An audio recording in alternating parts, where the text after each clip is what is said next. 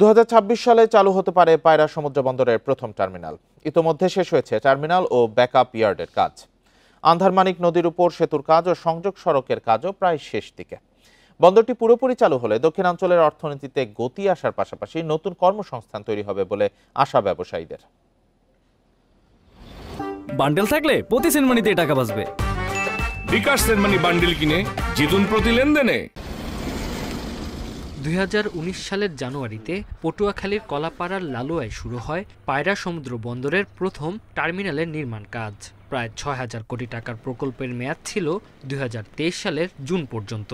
পরে 2 দফা সময় বাড়িয়ে শেষ হয়েছে টার্মিনাল ও ব্যাকআপ ইয়ার্ডের কাজ।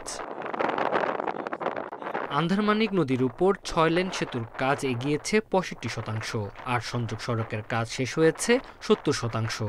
বন্দর কর্তৃপক্ষ বলছে 2026 সালের জুলাইয়ের মধ্যে পুরোপুরি অপারেশনাল কার্যক্রম শুরু হবে। বাংলাদেশের অন্য 3টা বন্দরের টোটাল যে কি লেন্থ আছে সেটা এই এক পায়রা বন্দরে সেই পরিমাণ, অর্থাৎ যেখানে জাহাজ ফিরতে পারবে জেটির লেন্থ।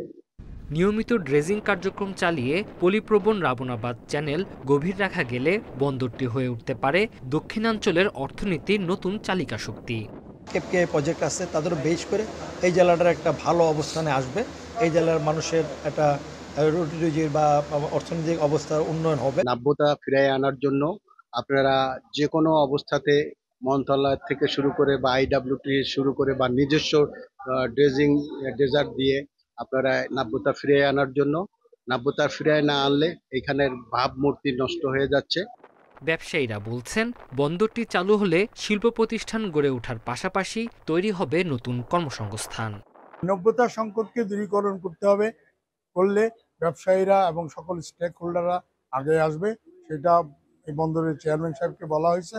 2023 সালে পায়রা বন্দরে সীমিত পরিসরে 529টি বিদেশি জাহাজ ও 3,426টি দেশীয় লাইটার জাহাজ পরিচালনা করা হয়। রাজস্ব আয় করা হয় প্রায় 2,079 কোটি টাকা।